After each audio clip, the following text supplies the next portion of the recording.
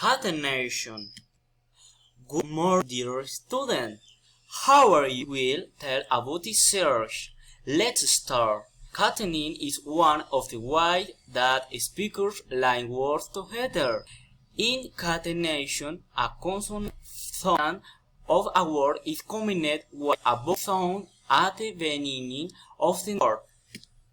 Example: the two words an apple become an apple.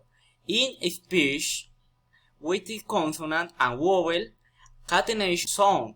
In the classroom, students often have difficulty hearing individual words due to specific listening tasks such as counting the number of words, dictating, and writing. Recording can help you practice this. That was it. I hope you have an excellent day.